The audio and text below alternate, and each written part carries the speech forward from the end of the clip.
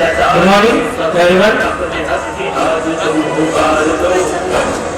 आज international human council की तरफ से हम यहाँ पे सब एकजुट हुए हैं और doctor S Radhakrishnan memorial award ये सेलिब्रेट करने के लिए आज हम सब यहाँ पे इकट्ठा हुए।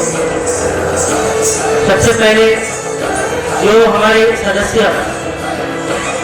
बाहर दूसरे देशों से आए या दूसरे राज्यों से आए, उनका सबसे पहले मैं अभिनंदन करना चाहूँगा कि आज वो इतनी कठिनाई लेके एक संस्था के कार्यक्रम को सक्षम करने के लिए यहाँ तक डॉक्टर राधाकृष्णन मेमोरियल अवार्ड तक आप पहुँचे।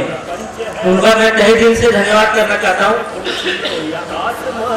उसके आगे आज इंटरनेशनल ह्यूमन राइट काउंसिल जिस भी मुकाम पे है, जिस जगह पर आज हम पहुँच चुके, उस जगह पर पहुंचने के लिए सबसे बड़ा योगदान हमारे कार्यकर्ताओं का रहा है।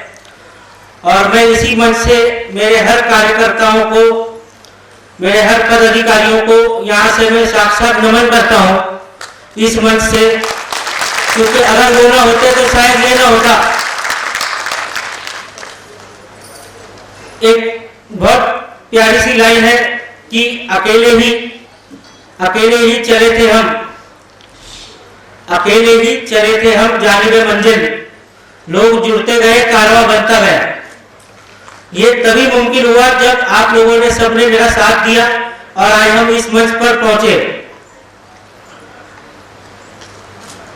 तो आप सबको उसके लिए आज IHRC की यहाँ तक की प्रगति के लिए आप सबको इसके लिए सही जाता है और आप सबको उसके लिए बधाई जाती है। अब आगे कुछ मैं ऐसे दृश्य में आपको दिखाना चाहता हूं कि यहाँ पे बहुत से टीचर्स, प्रिंसिपल सब लोग बैठे हैं।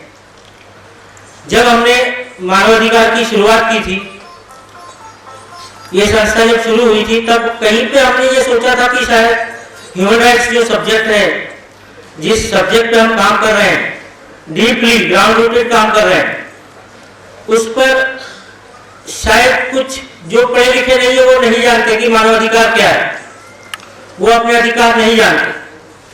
लेकिन शायद जो पढ़े लिखे लोग हैं देश के, वो शायद जानते हैं कि मानवाधिकार क्या है। लेकिन जब इसको हम जमीनी लेवल पर जाकर जब काम करने लगा, तब हमने पाया कि शायद पढ़े लिखे लोग भी पूरी तरीके से जानते नहीं कि मानवाधिकार क्या है।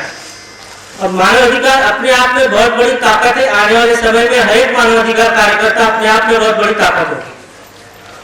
लेकिन वो कार्य पूरा करने के लिए जैसे हम आज जुटे हुए, ऐसे हमेशा हमको तत्पर रहना पड़ेगा और प्रयासों पे मौजूद रहना पड़ेगा, काम करना पड़ेगा संस्था के लिए। और आज जो मानवाधिकार का जो विश्लेषण है वो बहुत बड़ा है, पर लोग उसको नहीं समझ पाते। इसका मुख्य कारण ये है कि जो वो कानून के स्वरूप में है और कानून समझने में लोगों को वक्त लगता है। इसलिए आपको संस्था के साथ जुड़े रहना है। और IHRC का सबसे बड़ा उद्देश्य यह नहीं है कि संस्था बड़ी करे, लेकिन सबसे बड़ा उद्देश्य यह है कि देश भर के लोगों को जागरूक करें मानवाधिकार के प्रति। आप लोग आगे बढ़ के आइए, सीखिए और आपको सिखाने का मकसद ये है खास करके कि आप और अपना ज्ञान दूसरे लोगों में बांटिए, ताकि एक दिन ऐसा आए कि देश के 125 करोड़ की जो जनता है वो पूरे तरीके से मानवाधिकार समझ सके। और ये वक्त जब IHRC इसके पूरे प्रयासों पे लगी हुई है, और ये जिस दिन ये वक्त आएगा, तब सरकारों को भी अपना रुख बदलना पड़ेगा। मानवाधिकार अपने आप में बहुत बड़ी ताकत है, लेकिन इसको आपको समझना है। और इसके अलावा यहाँ पे जो टीचर्स, प्रिंसिपल जो यहाँ पे मौजूद है, मैं उनसे एक संदेश देना चाहूँगा। हमने तमाम राज्यों में काम करते हुए शिक्षा मंत्रियों से भी अपील की है कि जो मानवाधिकार का जो पाठ है, मानवाधिकार की जो हमारी 30 धाराएं हैं, उसको किसी भी तरीके से आप अपने बच्चों के स्कूली पढ़ाई में लाए। एक एक करके अगर आप आर्टिकल सिखाएंगे तो शायद अपनी स्कूलिंग खत्म करने के बाद बच्चे उसको पूरी तरीके से 30 आर्टिकल समझ पाएंगे।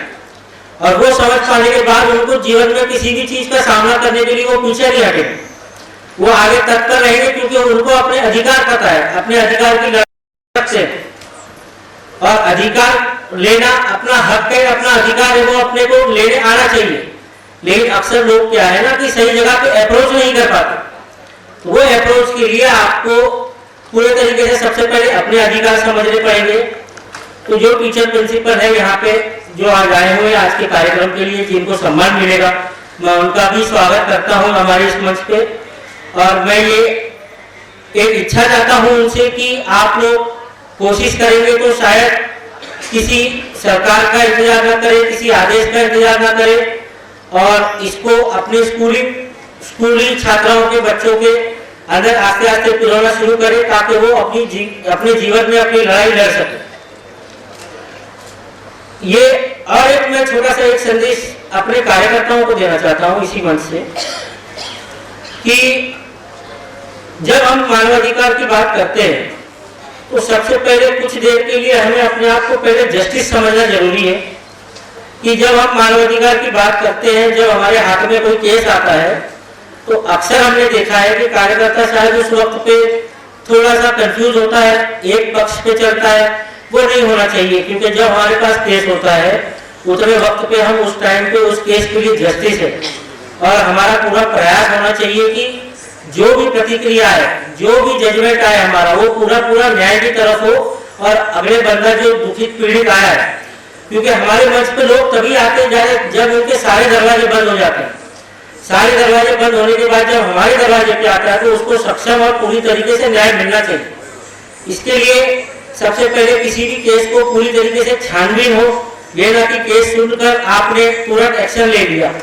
इस चीज में पूरी छानबीन हो, उसके बाद में अपना कदम एक एक करके आगे बढ़ाइए, क्योंकि जस्टिस जरूरी है अगर जाने अनजाने।